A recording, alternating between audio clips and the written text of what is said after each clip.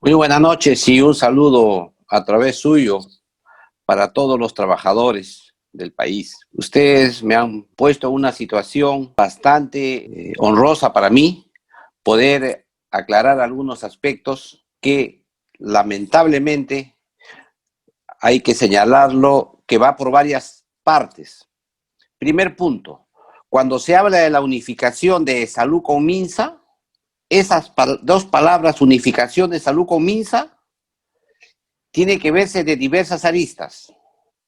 La directa, la que dice, señor, vamos a unificar el salud con MINSA, y la gente dice, no, no vamos a unificar porque el salud tiene solamente 11.000 millones de soles para 10 millones de servidores, el SIS tiene 1.850 millones para 20 millones de afiliados. En consecuencia, ¿cómo vamos a unir los dos? Al unificarlos, lo que va a pasar ahí, que el dinero se va a licuar y los de salud van a perder todos sus derechos y los del MINSA se van a beneficiar. Esa unificación también se dice es adscripción. Se adscribe salud al MINSA, se junta la plata, se mezcla la plata y se diluyen los derechos de los trabajadores que están en la seguridad social. Eso es el sistema que uno entiende simple cuando se lo explica. Pero el sistema es más sutil. El sistema va escondido. El sistema no es así tan claro como ustedes creen que se los van a decir. Eso le dicen por un lado, pero por el otro lado le dicen unas palabras mágicas. Se llama separación de funciones. ¿Qué significa eso? Le dicen a ustedes, es salud por eficiencia, por mejor servicio, tiene que partirse en dos. Por un lado debe haber una administradora de los dineros de salud y por otro lado se tiene que crear una administradora de las prestaciones, de los hospitales, de los establecimientos de todo de salud. Tienen que haber dos instituciones porque eso le va a dar eficiencia. En ese tema, inmediatamente dicen ustedes, bueno, será verdad. Sí, pues, esa separación de funciones es la esencia de la unificación. Porque en el momento que salud se convierte en un administrador de fondos, inmediatamente lo que va a hacer ese fondo que se ha creado nuevo, también le dicen YAFA, ese fondo nuevo lo que va a hacer es comprar servicios al MINSA y comprar servicios a las clínicas privadas. Y empieza lo que se llama el proceso de tercerización. Entonces, cuando le hablan a ustedes de unificación, ¿qué les dicen? Primero hay que separar funciones entre prestación y financiamiento. Y una vez que se separan las funciones, los fondos se unifican con los mismos criterios. No van a mezclar la plata, les dicen. La plata va a estar separada. Se va a unificar en el futuro el fondo. Pero lo que ellos quieren realmente con ese proceso es que ese fondo separado pueda participar en modo progresivo en la tercerización. No se olviden ustedes que en el sector privado en el Perú es muy pequeño. Si en estos instantes quisiéramos comprar todas las atenciones médicas en el sector privado, eso no sería posible porque no hay suficientes hospitales privados para que den todas las atenciones que quiere la gente.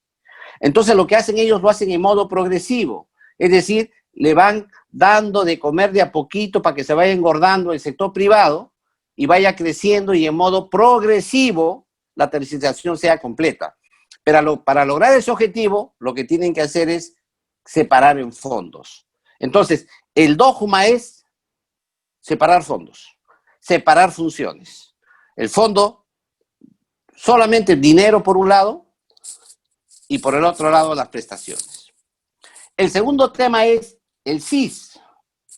Les hacen creer a la gente también que el SIS es un seguro, cuando el SIS no es un seguro. El SIS solamente es un fondo de alivio a la pobreza. Y este fondo sirve con estas palabras, una palabra que se llama MILA, para pagar medicamentos, insumos, laboratorio y alimentos de los hospitales públicos. El SIS no reembolsa las atenciones. El SIS no devuelve el dinero. el SIS solamente apoya para MILA, medicamentos, insumos, laboratorio y alimentos. Pero ¿a quién sí le reembolsa el SIS todo su dinero? Al sector privado. Ahí se le paga todas las atenciones. Esa es la forma que se explica, por ejemplo, que en el convenio que hicieron con las clínicas privadas para la atención del COVID-19, la atención costaba más o menos 60,000 soles cuando iban a UCI. Sin embargo, ustedes veían la contraparte en un hospital como el 2 de Mayo, donde los pacientes estaban en su silla de ruedas abrazando su balón de oxígeno en intemperie, en plena llovizna. Esa es la diferencia de trato que da el SIS, que se comporta en ese caso como solo un fondo de alivio a la pobreza. Pero no es un seguro. Para que sea seguro, tendría que tener otros beneficios que se da a la población, como son las prestaciones no solamente de salud, no solamente las prestaciones médicas, sino también prestaciones económicas y sociales, que sí da de salud, pero que sí no da o da parcialmente. En consecuencia, cuando nosotros hablamos de la unificación de MINSA con E-Salud, ustedes tienen que entender dos cosas. Una es la directa, la que todo el mundo rechaza, la que sacan, yo he visto los gremios, los sindicatos, todos sacan eso, rechazamos la adscripción de E-Salud al MINSA, rechazamos la unificación, etcétera, cuando es solamente esa unificación que se dice así, como se dice, a la bruta. Pero hay una unificación sutil que ya está en marcha, y tan en marcha está que el programa del MEF para la reforma de salud, el primer objetivo es la separación de funciones. El decreto de urgencia 019 del año 2019 que dio el presidente Vizcarra cuando no había Congreso, señala ahí también la separación de funciones. Y la gran discusión que hay ahí es la separación de funciones. Y lo grave del tema es que hay muchos sindicatos que apoyan la unificación, la separación de funciones. Hay muchos sindicatos que dicen, estamos de acuerdo con la separación de funciones. Y yo le voy a explicar por qué la separación de funciones, al margen del tema de la tercerización, también es un problema que puede predisponer a lo que se llama el mercantilismo. El mercantilismo, ¿por qué? Al año, el Perú hace más o menos 200 millones de actos médicos.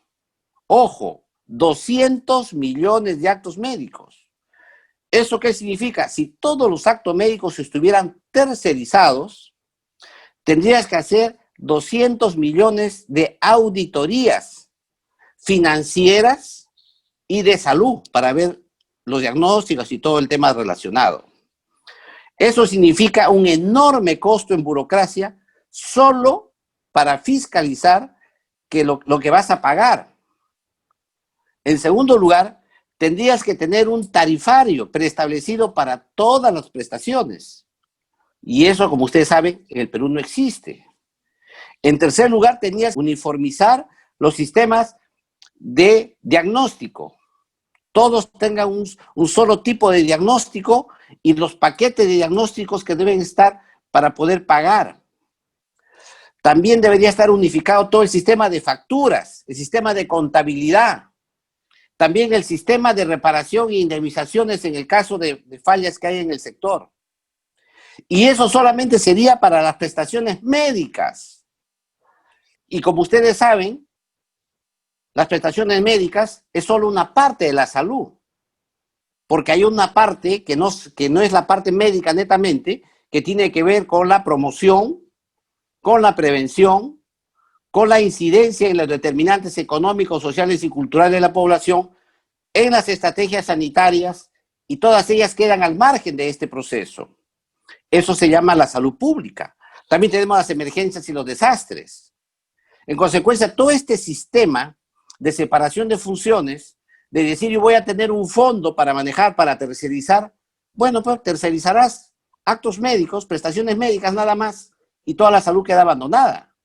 En consecuencia, ese tema es el tema de fondo de la unificación.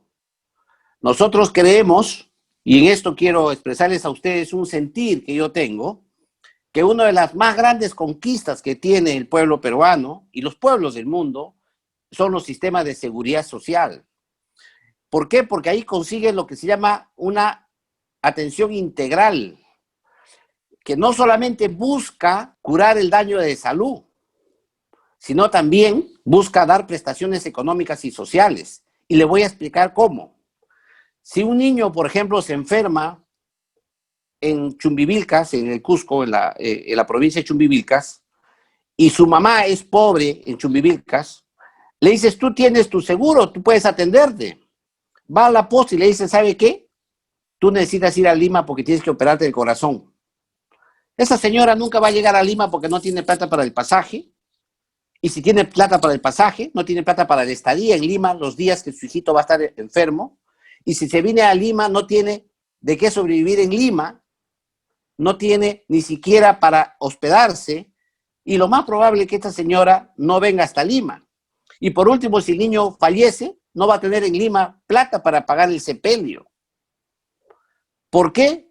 Porque la única forma de que le des realmente el derecho a la salud es que si adicionalmente le pagas la atención médica, los pasajes, la estadía en Lima, dinero de bolsillo para que pueda gastar mientras esté en Lima, el regreso a Lima, si el niño fallece, el sepelio allá en su tierra, transportar el cadáver hasta la zona de Chumbivilcas, porque eso sería un sistema de seguridad social entero. Entonces, cuando nosotros hablamos solo del derecho a la salud, eso es incompleto. El derecho a la salud, a secas, no garantiza que la población tenga derecho a la salud. ¿Por qué? Porque tiene que tener aquellos mecanismos adicionales que le permite llegar a la salud, que es la seguridad social. Por eso que la Corte Interamericana de Derechos Humanos y la propia Constitución señala que el derecho a la salud y a la seguridad social son dos derechos humanos fundamentales, a la salud y a la seguridad social. El problema está que en el Perú quieren destrozar la seguridad social porque quieren tener el fondo para poder tercerizar todo. Pero al hacer eso, rompen la esencia de la seguridad social, que es lo que deberíamos luchar todos los trabajadores. Entonces, ¿la ilusión cuál es? Que el Seguro Integral de Salud, que es un fondo actualmente, se debe convertir en un sistema de seguridad social, a cargo de impuestos, a cargo de dinero de la economía y del tesoro público. Eso sería el SIS como un sistema, como una institución de seguridad social, a cargo público. El sistema de seguridad social público sería el SIS. Este sistema de seguridad social público no es para que tenga ahí viene un problema que también hay que ver las palabras. No puede ser subsidiado.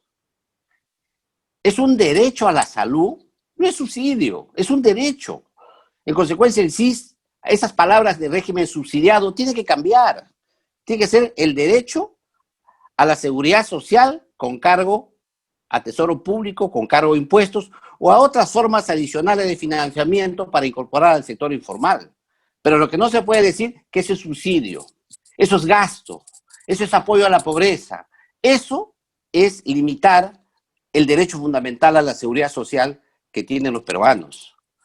Y por último, quisiera explicarles aquí que todos los trabajadores del sector salud, todos los que están, son a su vez y están en planilla, y los que están en planilla, porque también aquellos que son contratados por terceros no tienen ni la planilla. Todos los trabajadores, si separan funciones de salud, sus derechos van a ser conculcados. Les van a vender el cuento de la eficiencia. Le van a decir que ahí van a tener mejores atenciones. Pero eso va a terminar al final con la quiebra del sistema de seguridad social en el Perú. ¿Y qué se llama esa palabrita? Por eso es que es importante los términos. A eso le llaman aseguramiento. Entonces, no confundir seguridad social, que es un derecho humano fundamental, que es un derecho de los trabajadores conquistados en grandes luchas, que no viene desde ahora, sino viene desde el siglo XIX, con aseguramiento, que es la promoción de los fondos le dicen a la gente, ya tienes tu fondo, ya tienes tu cobertura, ya te vas a atender en esto, en lo otro. No se olviden ustedes que es distinto. La seguridad social es solidaridad. El aseguramiento es mercantilismo. La seguridad social es solidaridad. El aseguramiento es mercantilismo. Es fondos para comprar planes de atención. Ahí no tienes atención integral. Solamente te dan un plan simple. Si no tienes un complementario, si no puedes, un alto costo, y si no tienes el derecho, te mueres. Salvo que vayas a quejarte al Poder Judicial o te vayas a Costa Rica por derechos humanos, que ya lo han hecho los peruanos. Yo les comento que este tema de aseguramiento, de separación de funciones, de generación de fondos tercerizadores, fue hecho en Colombia. Y había miles y miles de acciones de amparo que hacían los ciudadanos en Colombia para obtener el derecho a la salud. Y ha tenido que el gobierno de Santos cambiar esa mala ley. Todavía los colombianos no han resuelto su problema. Cuando el año 2019, el Congreso de la República, todavía el anterior, hizo un foro sobre la seguridad social en el Congreso de la República, vinieron 2 representantes de Colombia y nos dijeron a nosotros, ustedes todavía tienen su seguridad social, ustedes todavía tienen su salud, por favor defiéndanla, porque a nosotros la destruimos en Colombia y ahora estamos peleando para recuperarla. Entonces yo, en ese sentido, quiero expresarles a ustedes, es defender la seguridad social, defender que la quieran destruir por varios mecanismos. La primera de ellas, le quitan financiamiento, le quitan plata, a través de unas leyes, proyectos de leyes y leyes que dice que no paguen a salud. Los grandes empresarios, los sueldos de más de 30,000 soles, de más de 10,000, 20,000 soles, no pagan a la seguridad social sus aguinaldos. Introducimos a los agrarios para subvencionar a los agroexportadores y solamente deben pagar 4% en lugar de pagar 9% cuando paga todo el mundo. Los mismos trabajadores de salud que ganan su sueldo completo y deberían dar el 9% del sueldo completo, solamente dan el 9% de 65%. Los trabajadores del magisterio, que deberían aportar el 9% de su sueldo completo, solamente le dicen que aporte el 9% del 65%. Todos estos mecanismos es para generar un forado en el sistema de seguridad social para decirles, señores, no hay eficiencia, hay que separar funciones, hay que crear un fondo para tercerizar, porque el sistema funciona y es corrupto, hay que tercerizarlo, porque con el sector privado se puede trabajar mejor. En consecuencia, yo creo que el sector privado tiene su rol, y es un rol muy importante, pero es un rol complementario para aquellas cosas que el sector público no puede hacer. Y además el sistema de seguridad social es un sistema que involucra a todos los ciudadanos. En estos momentos, salud brinda el 30%. Las Fuerzas Armadas y Policiales, que también son sistema de seguridad social, otro poquito más. Y si convertimos al SIS en un verdadero sistema de seguridad social público, podríamos tener una mayor cobertura. Claro, habría que buscarle un mayor financiamiento. Y ese es el derecho a la salud de todos los peruanos. Apenas nace un ciudadano, debería tener seguridad social, es decir, prestaciones médicas y de salud, prestaciones económicas y prestaciones sociales. Eso es quizá el aspecto más importante. El día de hoy se debate porque el presidente de la República ha señalado que es necesario que se unifique el sistema, que no es posible a raíz de la experiencia del COVID que cada uno funcione por su lado. Y tiene razón, hay que unificar el sistema. Y si separamos funciones, lo vamos a dividir más, lo vamos a segmentar más, lo vamos a dividir más. Entonces no dividamos sistemas, no separemos funciones. Vayámonos a trabajar en un sistema unificado donde se respeta la autonomía de las instituciones bajo la égida o el ente rector que es el MINSA, con un Consejo Nacional potente, fuerte, que tomen decisiones como sistema y que poco a poco vayan mejorando la interacción entre ellos a través de lo que se llama la interoperabilidad, es decir, que vayan conversando entre los sistemas poco a poco, en modo progresivo. Pero lo que no puedes hacer es decir, señores, vamos a quebrar el salud, vamos a dividirlo en dos, vamos a separar funciones para que luego salud compre sus servicios a quien quiera. Entonces vamos a atomizar más el sistema en el país, y la idea después del COVID, en plena pandemia, es que todo el sistema funcione en modo unitario, en modo concertado, en modo descentralizado, para luchar contra las epidemias o la pandemia esta que tenemos. Y quiero concluir mi intervención con una frase del presidente de Francia a raíz de la pandemia. Una vez más, dice él, tenemos que revalorar el rol de la seguridad social pública. Es la base para luchar por la salud de la población. Quisiera agradecerles a ustedes y felicitar a la CGTP, que ha marcado la línea roja en la defensa de los derechos fundamentales a la salud y la seguridad social en el foro del Acuerdo Nacional. En ese foro hay líneas rojas que no se puede aceptar. Muchas cosas se pueden conversar, pero hay principios que no se pueden aceptar, y los principios fundamentales son la salud y la seguridad social. El segundo tema es que se respete al sector público como eje fundamental de la salud y la seguridad social, y yo creo que en eso las exposiciones de la CGTP a través de Domingo Cabrera han sido clarísimas y explícitas, y yo creo que eso ha marcado un derrotero, sobre todo cuando se ha tratado de definir el sistema unificado de salud. Y entiéndase bien, no es sistema único, porque no vamos a crear un fondo único, no vamos a destruir la seguridad social para crear un fondo único. Es un sistema unificado que va a ser coordinado, descentralizado, se va a trabajar a partir de crear que el SIS se convierta en un seguro social público para que le dé todos los derechos a los ciudadanos.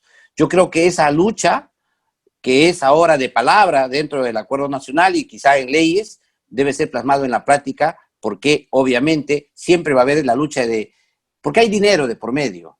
Hay 11.000 millones de razones para querer destruir la seguridad social en el país. Te van a decir que es mala, que no sirve, que eso, que el otro. Sí, pues, está bien, tiene defectos, pero es lo mejor que tenemos, ¿no es cierto? Eso es lo que tenemos ahora. Hay que mejorar, hay que luchar por mejorar, pero no destruir el sistema solidario de seguridad social en el país.